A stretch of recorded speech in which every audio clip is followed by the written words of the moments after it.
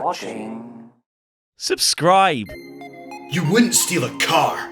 You wouldn't steal a handbag. You wouldn't steal a game, would you? Turns out it doesn't actually matter, because the video games industry as a whole seems to have shrugged off piracy like a common cold and continues to dominate the entertainment industry. Music, on the other hand, was not so fortunate. We've gone from paying 15 quid for a CD all the way to paying a tenner a month for unlimited music at any time, anything we want. God, can you imagine if that happened to video games? Seriously though, regardless of how video games are delivered, they seem to have got around the problem of piracy better than other mediums, and today we're going to discuss some of the reasons why. This is how video games survive piracy.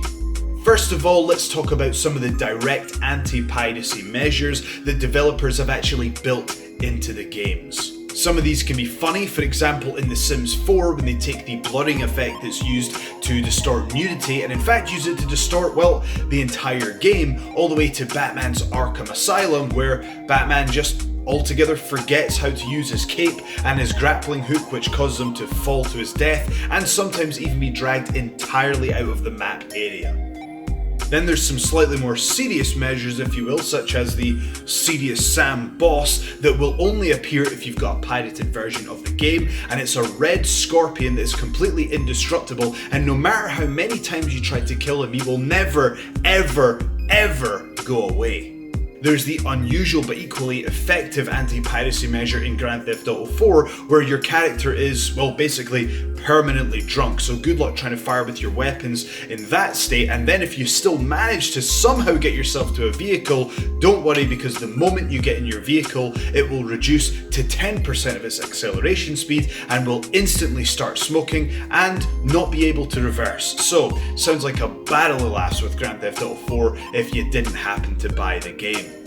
But nothing compares to the truly horrific anti-piracy measures in The Witcher 2, because if you even dare to get an illegal copy of that game, then all of the, let's say, adult scenes are going to replace the love interest in the game with grannies, okay?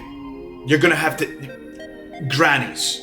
And no one needs to see that. But it's not just the adults that are going to have to sit on the naughty step for illegally downloading their games. No, because there are certain Pokemon versions that if you illegally obtain them while you're going about your business, enjoying the sunshine, going for a spot of fishing, one of the non-playable characters will very politely issue you a death threat if you don't buy a copy of the game. So it's serious business.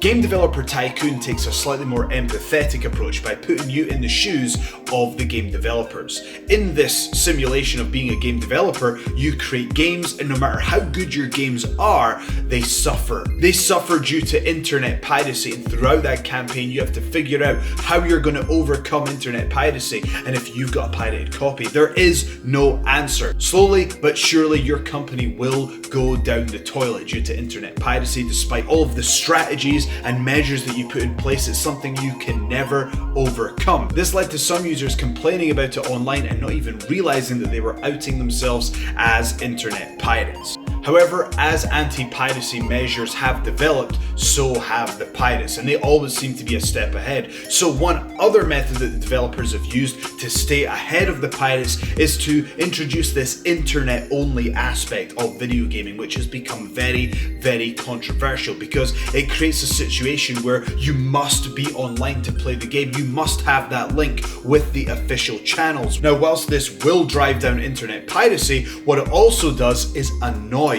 your loyal customer base, because you know what? Perhaps people might not be able to connect to the internet every second of every day. What happens to those poor people who have paid full price for a game but are being told they can't play the game because they don't have a connection to the internet? So yes, it stops piracy a little bit here and there, but what it also does is punish your main customer base who have got nothing to do with the issue whatsoever. In a way, it's cutting off your nose to spite your face, and surely there must be a better way to do this.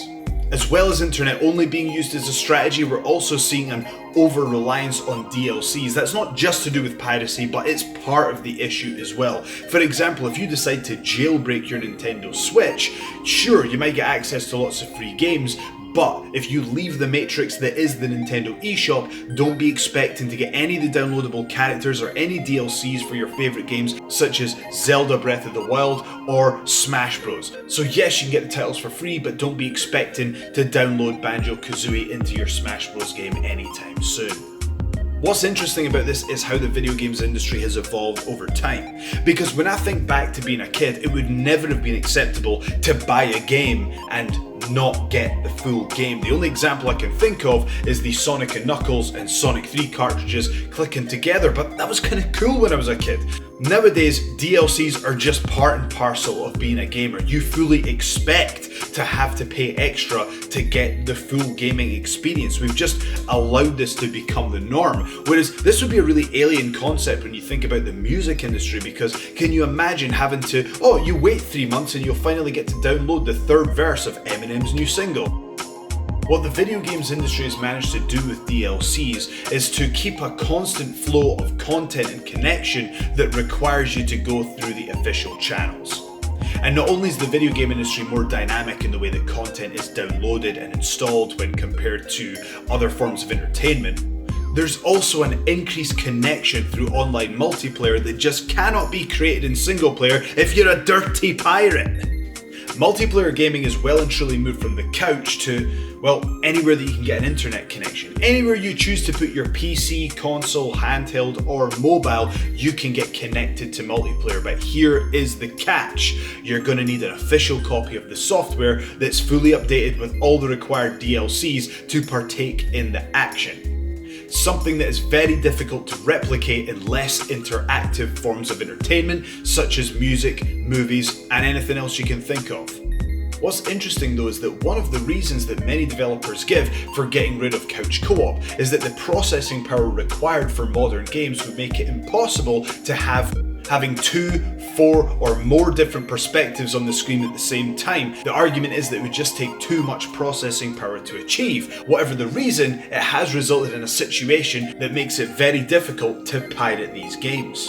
These reasons, and I'm sure many more combined, have resulted in a situation where video games seem to have fended off piracy. Now, while this seems to make sense, there is an alternative opinion that suggests that perhaps piracy doesn't hurt the video games industry at all if you look at the overall picture.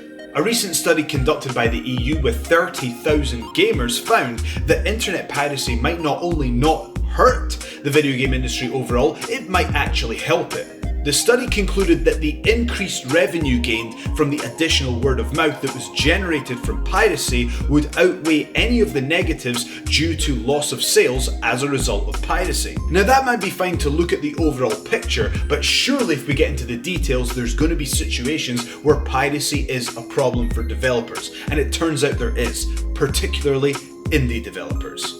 Thank you so much for watching. If you've enjoyed this video, make sure to like, share and subscribe, and I shall see you next time. I've been Joe Hendry. Thanks for watching.